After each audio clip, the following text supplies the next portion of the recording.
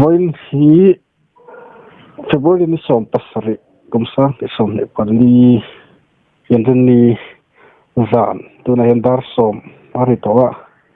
ta chon report thiang kha ground report angin atira angai thapotira zona ani te top lama ani zot ta zo kila thanga tero try tiang ang ni roseo ole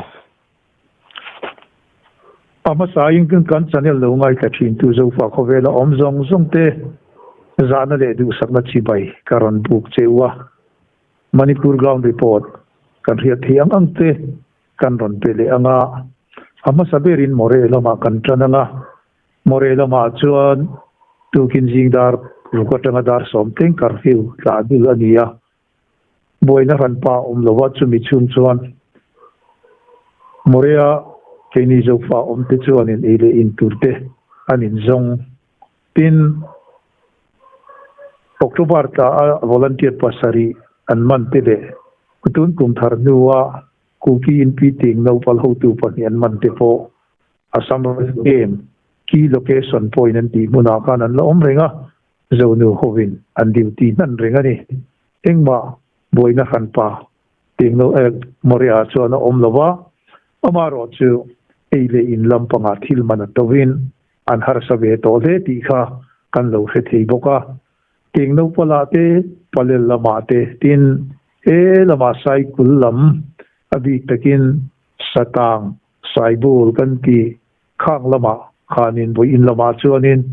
amuna mi te atanga kan an ria thei dana in ka na le eng ma boina a omlo an tia amaro chu mi te te chanela kan han hu dana ero chuanin khang lama po khanin mi te ten tu na an tran mun tur bang kar le trains te nasatakin tran hunte anin CMT kha kan mutheya ti chuan kangpuk ti lam tu na mod bum khing jang phaileng jang lawang sanggol kan ti lamte tin leima khong kai thil man bi kan ti lamte tin he lama khosa bung ching phei mol phei tampak tin mol ngat kangwai langza dam pi si jang kan ti lama te heng mun zong zong a hianin amuna te atanga report kan don da chon eng ma bu in lama in ka na le buaina a omlo an ti ani amaro chu manipur phaira ma ero zong petrol dealer ho zong zongin voin lama an petrol khal an khara petrol le diesel khim hi voin lama chuanin I manipur phaira ma an khar ti te kan lo hia a an chief minister Biren Singapore in until ti diglosia ni puite until ti diglosia te asoi nge ani hey me te ho hi an sual khop maya petrol paman kala an tenkia an thun kha tira aman pe du lovin ra chak takin an tan go sanani khati ang kha an tam khop maya chuwang jo petrol ni tu petrol fal tu te po hi an thin rim thokhat to he ani ang an khara ni tu te kan lo hia a tin Nepali le namdang te ho po in naktu ka tang chuanin Dimapur le Imphal in kara Bungropur eile Inturpur ho zong zong khanin an top sandon achan chu tuna Nepali le Muslim tuna Dimapur atanga thomno eile Inturni tina chak khai khang te khachu keni zo ku ki ho point namdang me ti ni lo khachu andang chuang lo wani khang ho po kha me ti arambai tengbol hovin an lo vel khe bawangin naktu ga tang chuanin kankal to don lo ti in thu chuate an lo siam bokani khang te kha report lang pui mundang ami kan han pek thei te ania tuna sugunulam chanchin kan han puang le thung to anga sugunulama in be na hi tuna po hian akal rengani kan han ria thei da na chuanin keimani lam kan volunteer kan pasal thani hoi semte hi lailok phai vel le hei makhau tampak tivel khunga khuan an om thoma anni ho hianin tuna suknu le hemi lailok phai kan ti in kara hian run lui hi anuanga ama point kan ron soi to a run lui hi awang hi lamza vel ania lamza chu a om zia cha lo bera fit zanga zar vel ani ti na ania khati ang kha ania tin apialam apialam enge mo chena hianin suknu khopui hi awmania amaro chu tuna hi chuanin lui kamvel thing po hian mi hingan pum sak to awangin anronin zar theivek to ni hian kan ria chung lama tang chuanin meite ho hianin silain an ron kap engani engpo ni se kan lo soi to ang khanin suknu khopui chuwa mi tam jok hi an chua sana hun danga hun sahim na zongin an om to lowa amaro cha rambai tengol meite lipun le tuna UNLF te KYKL te heng ho hi tuna hian sugunu hian tam tham tak an oma ani ho hian ni puite ta wangin anin ho savereng thina ni amaro cha an tap ang hu hian chuti ang em chuan an huai sen lowa ani ho po hianin an silai ria kan han riat theida na chuan MMG kan di medium machine gun hek te po hi an ron mang thin ni hian kan ria ni amaro chu kan volunteer kan pasal thani huai sen heng ho hianin PLRAL Express te David Gun te ha kan lai pui te po hi ning chi khang hi an fuang to hek te hi mangin mei te ho omna khang lam ka lai pui nan han khir ve ania amaro chu ei kan lo khriat tu pakhat chu suknu khopui chu nga po hian Assam Rifle te BSF te hek te pho po hian omawangin BSF kem le BSF te omna le Assam Rifle te omna heng mun ho ero zong an bitum lowa khang lam pangkha an target lo thunga amaro chu tuna meite ho rambai tengol meite lipun UNLF kan ti te hian tuna sipai kem lam hi an bel fo ani ti ero zong kan lo hi ani chu ti chon voin lama khan video ate kan lo mu angin meite arambai tengol ho hi BSF jinga po an lovin zeptil ninge ya kan ria a eng berge ni ang zong kan helowa BSF te jinga fiam te po an omve a khang te kha bulletproof ambulance an han phur chu adon khan BSF te jinga khang jinga khanin arambai tengol hovina an flick salai tarit an tikha a korbana inbel amu theita a chumi om zia chu arambai tengol ho hi BSF te jinga po hian anin zeptel chu ani lo mo ti thei khan thil au omani khati ang kha ania BSF pakhat ka liamania aveilam akko ki noi adar rutiang amalam pangatrangan ka fu ni hian ria a hey bulletproof tuna thir phekin e aphak bak chin chia hian aka fu ta di in alanga kha e bulletproof ambulance khata kha dan zon lu tani kha an in kola enge mote po kha kan han pu theya khak te kha ani a ti chuanin hei kan lo hiat theida na chuanin kan confirm chuani lova arambai tengol ho wan ho tupa koru ngan ba khuwa nan awala azia da na chuan meite hi sugunu boy in chantir ni thumma atanga voin ni thenga thi hi mi som pasari an omto ti in aron ziaka meite lipun ho chuan pasari antia engpo ni se thudik tak kan khiat lo na chungin meite arambai tengol le meite lipun nge UNLF po ni ro se hek te jinga hian a thi chu enge monizat an omto nge ani ti ero song a khiat the ani ti chuan thudang le a chuan moin lama khan GOC army commander kha biyang lam le morela ma po aron kalti thu kan lo hia border chan chinvel la khom tura aron kalania amuna civil ho tu tenen in biak na te an nei ti ania kan lo rin dana chuan tuna free movement regime te tin border fencing ti tur chung changa te khang kha ron entry tai tura local ni tur bera kan ngaya khang te kha zanina ta na ground report kan han pek thei te chu ania chu ti line pakhat kan han saibel du chu me ti ho hi an han ru khop maya pangal ho bok te an varu apangal ho winan lo mana buai lai ni lo se jong an sop re thei via wang amaro chu apangal ho po hi anin I pangal kan ti chu muslim nei te ho hian nia buai lai ani wang le arambai tengol ho hi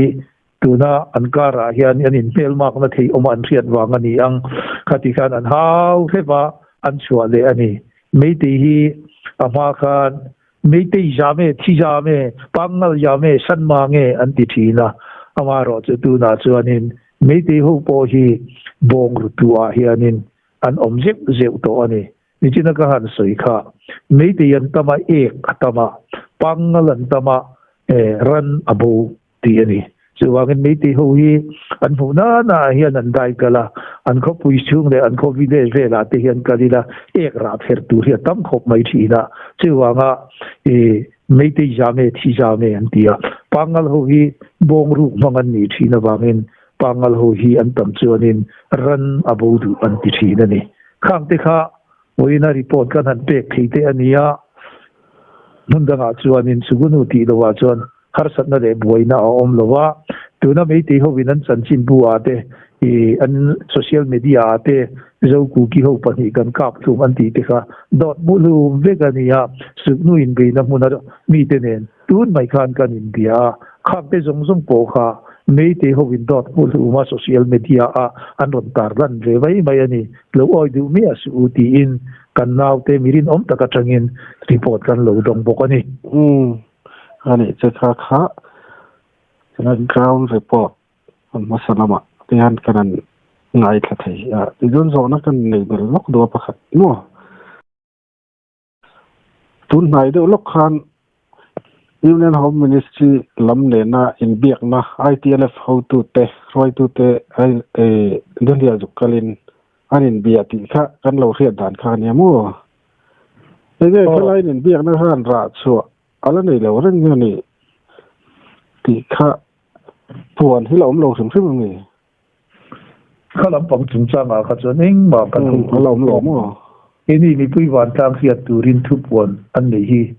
an lo puang ani chuan ani mai the ama ro chu keima lom pang atang ero chuan an thu puan eng ma hi kala khegi lo wani ole nia thil thleng enge mo om chuan nama po chanchin thar enge mo news channel ate polon puang tur angai la te ro ole pakas wasai thi do har mai the ne ai lo riat ta kin kan tia kan zot chen chu ole ti pakhat le chon front line lampang han lo chen le lokila mai chia te hi training la in volunteer jinga khan anin jep vea ti kha ke ma ni lama po mo anom ve ti kan thia ti trai nan chon om khop moya khalai kha nge in dawna hian kan mai chia te kai ve rengem ti kha winan sei sak ta che tro ni kan mai chia te jinga po hianin ram le nam mangai tu de ve em hi an tam ve khop maya tin han sei ta mai ila kan mai chia kan zo nu ho hi nam dang mai chia te ne na han te chuanin an ril ru te po hi avoi senin tin tharum po nei ta kan ni chak tak le ni che wa chuanin mitam tak hianin ram le nam an mangai na wa hianin hetianga training te pe hi ti ve an nia then khat the hi chu an u le nau te in do na mấy tỷ hậu này na in bị na lâu thi để lâu tiêm thế po anh về cho cả khát tiêm thế khát anh nia chú vàng cho nên hey anh hẳn tiêu về mấy chia thế hi heng in bị na heng về là point in đâu na phi là point chẳng cái ta cần đi chú mấy ba cả cho hey cần mấy chia thế hi tu na đầm đồi lâm phẳng chỉ tiêm hi heng hậu hi đầm ta cần nia heng hậu hi anh nghe một tia tiêm về anh po hi anh đầm đồi là mà hi anh injection na te hengenge monat na chok na te tu na first aid te heng te lampang te po hi an thiam soma henga hianin kantan changka mani ti kha kan soidua tin training vela te po hian silai ka vel enge mote hi an ni po hian na satekin an injir vea an physical te fit de umayan ni pai nan ti thei hi chu an ti thei ve mai han ti ila kan soi sol lu tuk lovanga amaro chu pathian in min duan dana renga chuanin nei chia hi chu te ma ni pa aya om nem le te ma chaklo tura alo siam alo duan ani awang hian ni pa ti thei ang azong aza hi chuan an ti thei chuang lova amaro chu namdang nei chia te ne na vai nam dang ho mai chia te ne na han te chuan kan zo nu ho kan nu la ho hi an nem lo company ti ero zong kan rian a tha in ka hia ole alo mo me yan internet se do tin chang kha iral se kai zoka lai khoi lai te nge tu na hian an offer khoi lai nge an on ti te kha na pu thu in riat the ne o khilai kan una te chen na bial chung bi te kha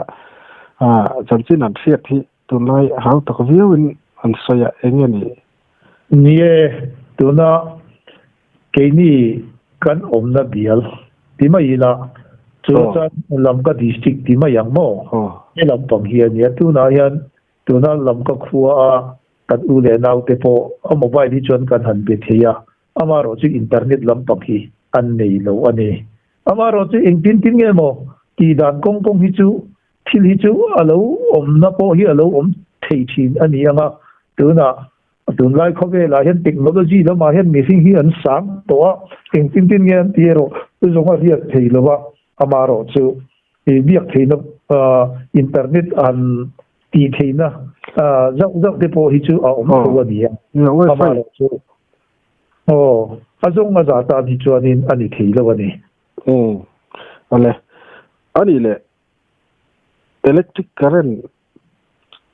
lampang hin dong thai am tun lai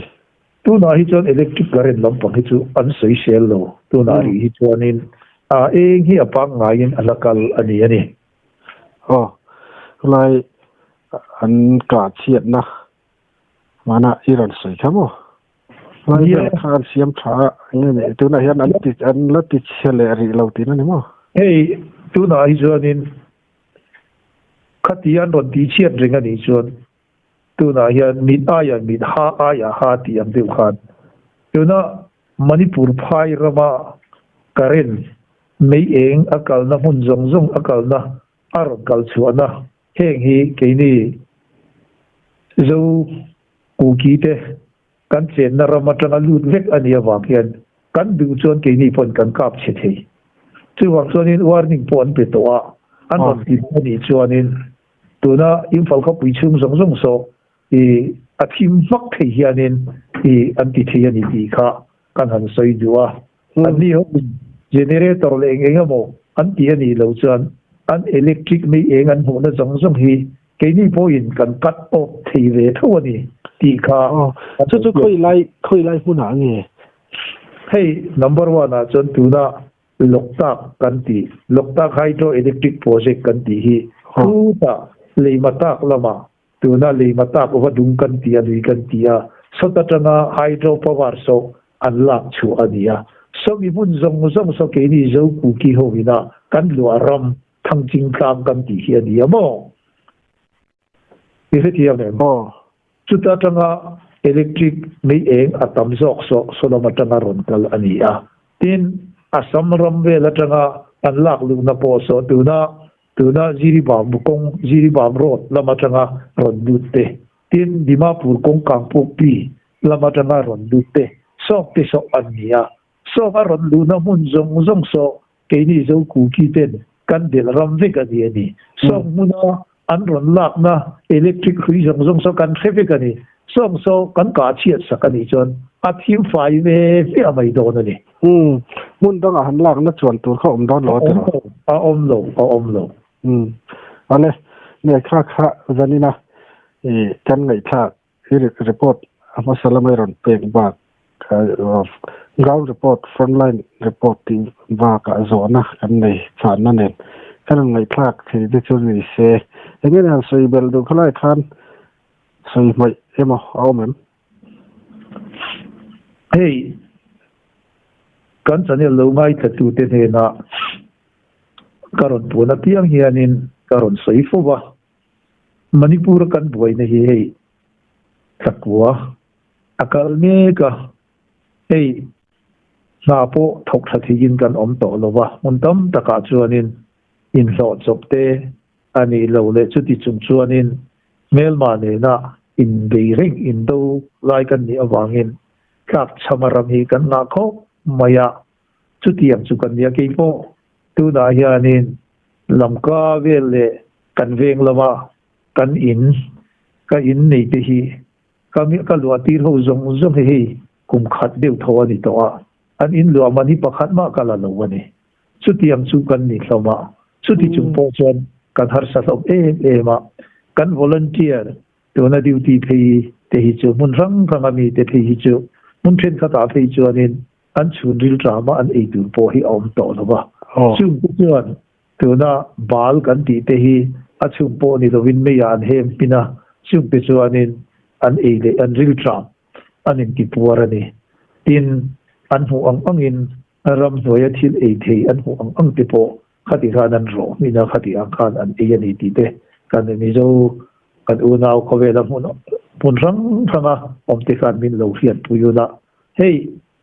takwa lai alo ni to wang hianin har sat na men lo hian har sat na hianin min tuam chho zel ni hian kan ria